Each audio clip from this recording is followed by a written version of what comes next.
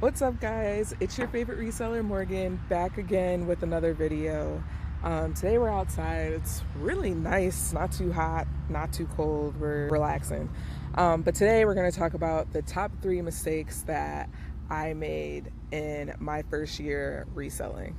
So currently I am 2 years in. This will be my third Q4 that we're going into here in October period. So we're gonna talk about the 3 mistakes that I made, so hopefully you don't make them. So first one is distractions.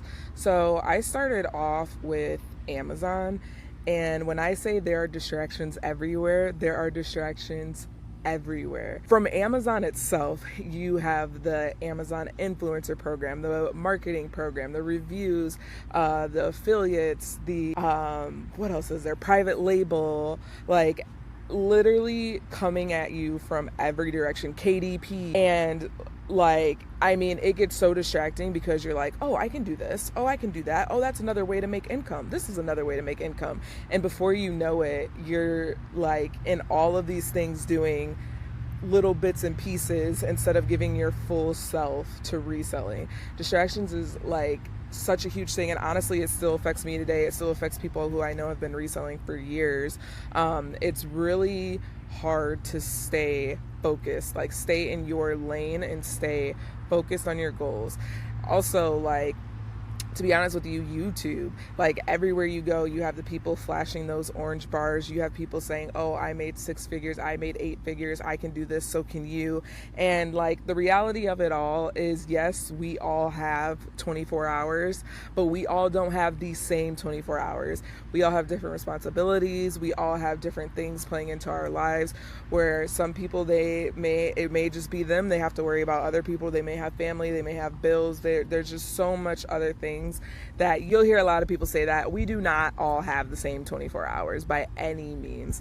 So I would definitely say my number one mistake was allowing myself to be distracted by all the glitz and the glam. So my number 2 mistake was fear of missing out, FOMO. So this literally falls into distractions as well in some way, shape, or form. But OMG, when I tell you, like, so there's so many Facebook pages, there's so many groups out there, there's so many, again, YouTubers out there. When you see everybody's orange bars, or you see people go out sourcing and they're leaving with a full cart of stuff, and you're like, dang, this is my business. You get what you put into it. I'm not going hard enough. I need to go harder. I need to go harder. I need to go harder. And like, it's just a constant go, go, go, go, go. And before you know it, I promise you will be burned out. So like, fear of missing out, it's very hard to navigate, especially during Q4 and like the seasonal times, because not everybody sells the same thing. So you have sellers who will focus on seasonal, you have sellers who will focus only selling during Q4, you have sellers who will only do, like, let's say beauty, or only do grocery. So like, it really depends on where you go, but a lot of sellers, especially new sellers, because they're getting their feet wet, they'll sell everything.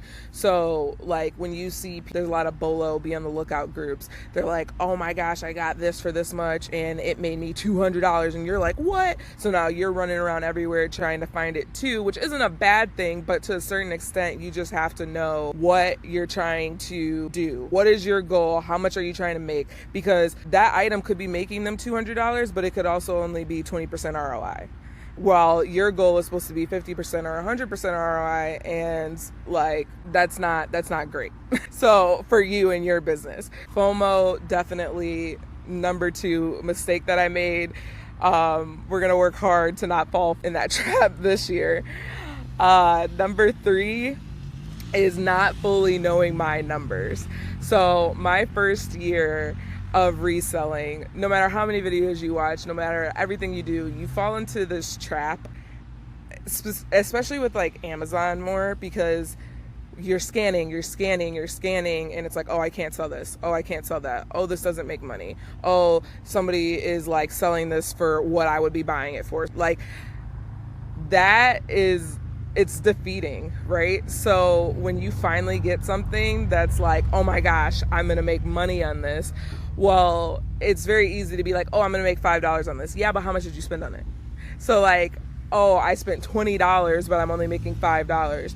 For some people, like, it's up to you and your business on what threshold you want to set. For some people, that's great. They're in love with those numbers. For other people, they're like, no, absolutely not. That's a product, not dealing with it. So for me personally, I definitely got stuck in the cycle of, oh, it makes money.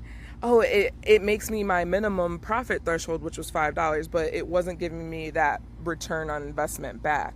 So yeah, not fully knowing your numbers is like, it's a huge thing. I did have something which will help you navigate that for Amazon only, but it's really important to look at your numbers.